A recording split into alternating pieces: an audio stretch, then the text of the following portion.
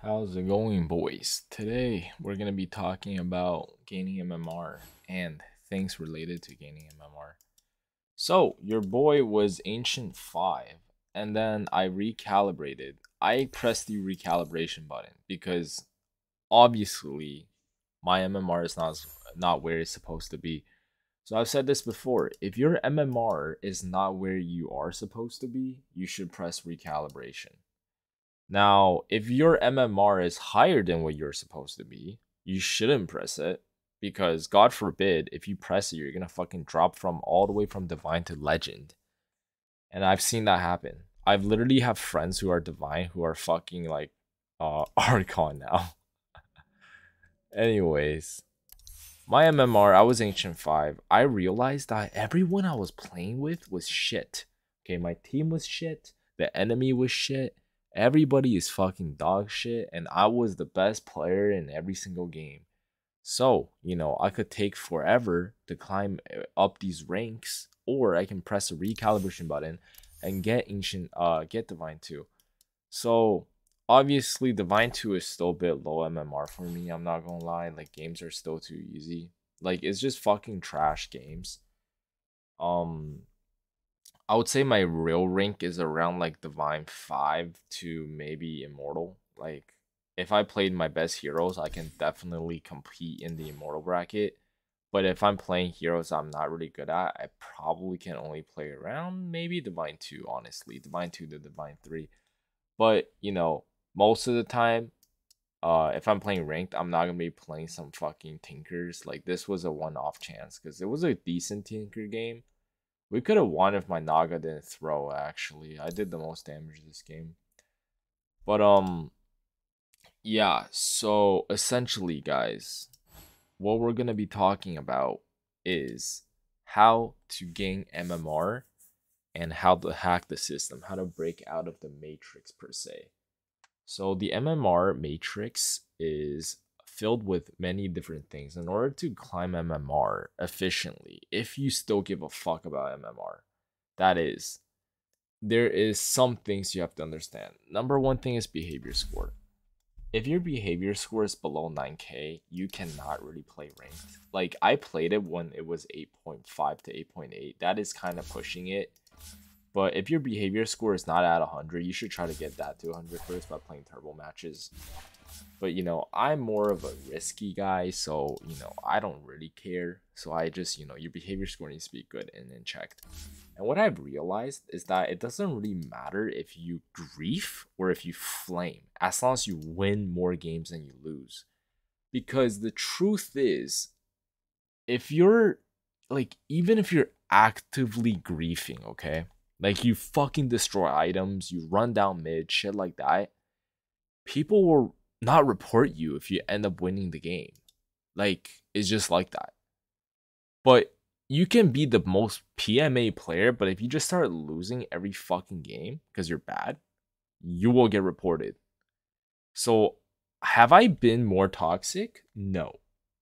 I've been just as toxic as I was before, but I'm not really getting reported. I'm getting comments because I'm winning games. Like, I won more games than I lost. And before, I was just as toxic, but, I was losing a lot. And what I realized is that when you start losing games, you get a bunch of reports. So, yeah, people only report you when you lose. Turns out, big surprise. I mean, it's not really a surprise, but so that's that. Get your behavior score fixed. Second thing is force 50% win rate is kind of real. People say it's not real. It's fucking real, guys. So Dota basically, like, okay, I want to put it like this, right? I'm not 100% sure if the system fucking knows, but in real life, it does happen. So think about it like this, right? In Dota, there are 50, okay, like, let's put it this way. There are some games where you will get a free fucking win, no matter how shit you are. The game will be easy. You guys will win the draft. The enemy will have a feeder. Some guy disconnects, and your mid shits on them, and you just get a free win, right? But then you gotta think about it, right? there may be one guy who's trying his hardest and is actually really good, but because he's unlucky, he's on the enemy team, he loses that game. Now that's you, right? You can't decide that you're always on the right side of Dota. So sometimes you're gonna be on the wrong side and you're just gonna get a fucking auto loss. And there's not really anything you can do when you have a PL mid and a Brewmaster offlane that's kind of just does fucking nothing. So, you know, what can you do? Not much. You just have to take the losses. And the best way to do it is that you play until you realize the game's unwinnable and then you just fucking mentally shut down. You go next and you don't queue another game until you're mentally reset. So you go do something else. You wait till the next day. Right? You reset the battery. Because the worst thing you want to do is to, because of that one fucking guy tilts you and you're tilted now and you start playing like shit, and then the next game you get affected by this guy when he's not even in your game, right? Avoid him. Get Dota Plus. Not saying this guy's the worst player in the world, but you know, he's alright. He's better than people I've met before. Like I've had some real fucking idiots like this Clinks here. Complete fucking trash. God damn it, I hate playing with fucking ancient players. They're so fucking bad. But yeah, basically that's that. And oh yeah, by the way, if you guys ever get put into the game where you are the highest rank of your team, it means that the game is asking you to perform like to your fucking rank. Meaning that if you are not the best player performing on your team, you will fucking lose because everyone else is guaranteed to be shit. So besides that, guys, what I do want to say is that out of the games that you do have a chance to win at, you have to perform really, really well, guys. Like, Dota is a game where every single tiny little thing matters. So besides the forced wins and forced losses, most of the games you do have a determination to win or lose. And because of one little mistake you will make will cost the game, like, you guys might say something like, hey, I'm playing perfectly. I died that one fucking time while my support feeds like 213 and builds a fucking halberd when there's literally no one to fucking halberd. He rushes a Midas and a fucking Lincoln's and it's a complete fucktard. Guess what? You still have to fucking focus and not be tilted and keep playing to win, because at the end of the day, your one death probably lost you the game. And that is the only way to think if you want to game MMR, or else you're just going to lose. Because at the end of the day, guys, this guy is not really going to matter the next game you queue. And, you know, he is just going to go down in MMR. You're going to go up. You guys will never see each other again. And the thing is, it's that, you know, the enemy has these things too, right? So I guess what I'm trying to say is always play to the best of your abilities, because the way you play is the only thing you can determine, and that little bit more that you've put in will win you that game in particularly, which will result in an upward win.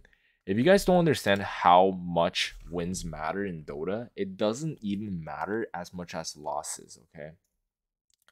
The real trick to gain MMR really fast is not by playing a lot. It's by mitigating the losses. If you can mitigate one loss, that is fucking massive. Because why? When you... Oh shit, actually I have to figure out how party queuing and solo queuing work. Do you gain more MMR or is it the same now? I don't know. But the thing you guys have to understand is, if I have one loss, it means I have to get 2 wins to compensate for that.